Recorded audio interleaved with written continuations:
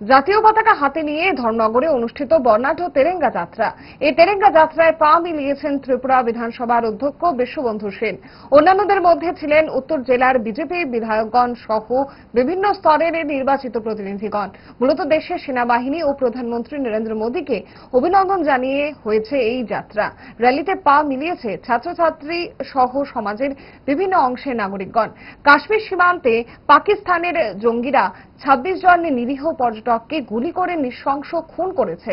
এর জবাব দিয়েছে ভারতীয় সেনা।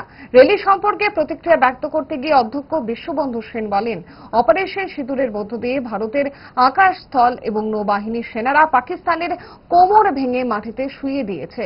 তারই আনন্দ উৎসবের বহিঃপ্রকাশ। ভারতবাসী এক হয়ে রাস্তায় নেমেছে তেরেঙ্গা উৎসব করার জন্য। সারা ভারতবর্ষে লক্ষ লক্ষ মানুষ তেরঙ্গা যাত্রা করছে। এই তেরঙ্গা যাত্রা কিন্তু শুধু নির্দিষ্ট আমাদের ভারতীয় জনতা পার্টি দলের নয়, এটা আম জনতা, ভারতবাসী, ভারতবর্ষের মানুষের হৃদয়ে আবেগ আজকে এখানে বহিঃপ্রকাশ হচ্ছে।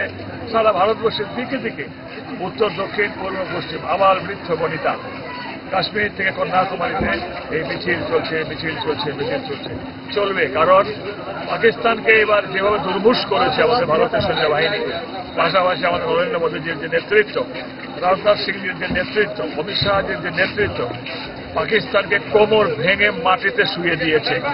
কি আকাশ যুদ্ধে, কি স্থলযুদ্ধে, কি নৌবাহিনী যুদ্ধে, তারই আনন্দ উচ্ছ্বাসের বহিঃপ্রকাশ। আজকে ভারতবাসী এক হয়ে রাস্তায় নেমেছে, ময়দানে নেমেছে আমাদের তেরঙ্গা উৎসব করার জন্য। ডায়েট যতই রেস্ট্রিক্টেড হোক না কেন, ওয়েদারকে তো আর রুটিনে ফেলা যায় না। But if there is a problem, 5 দশক ধরে গ্যাস, অম্বল ও পেটের সমস্যার একমাত্র সমাধান গ্যাসনল।